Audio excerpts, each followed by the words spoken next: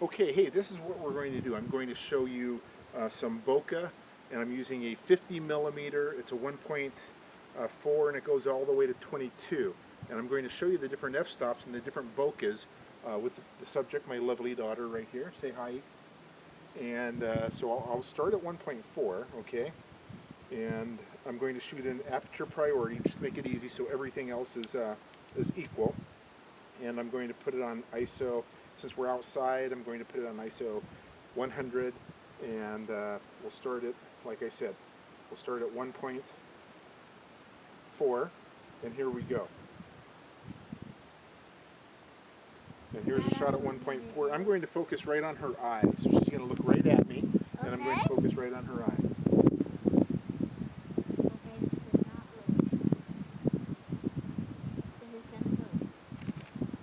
So what I'm looking at is I'm looking at the bokeh in the back, okay? We're going to change this now to 2.0, one full stop, right? Look here again, Catherine. And it's a little more in focus. I'm going to go to 2.8, which is the next stop. Right here, Catherine, don't touch it. Right here, and it's a little more in focus. And now I'm going to go to 4.0, okay? Again, Catherine, and you can notice that background is a little more in focus, and we're going to go to 5.6. So any other backgrounds like can I sit on right that here? one? In a minute, you bet. And there's 5.6, and now we're going to go to 8.0. I can get back to where I was. We're going to go to 8.0 now. Check that one out. Again, you can see the house a little bit better in the background. We're going to go now to They can't see the 11. house because the camera's right there and they can't see the house.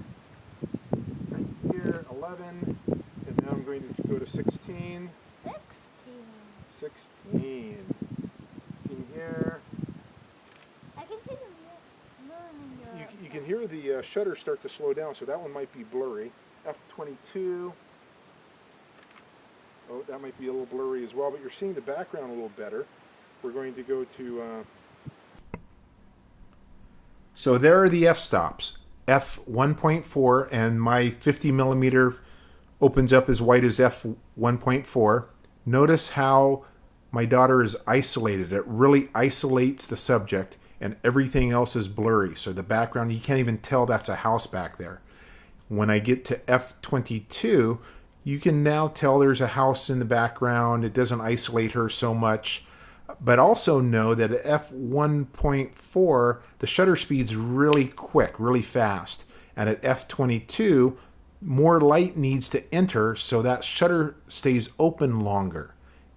There's always a give and take with that. I want you to go practice this with your camera, going from one stop to the next and isolating your subject, shooting in aperture priority, and then notice how long the shutter stays open as you go from 3.5 to 4.0 to 5.0 to 5.6 to 7.1. And as you start to go through these, that shutter starts to slow down. And that's just the way the camera operates and thinks. Know that there's always a reciprocal factor. If you change one thing, something else is going to change.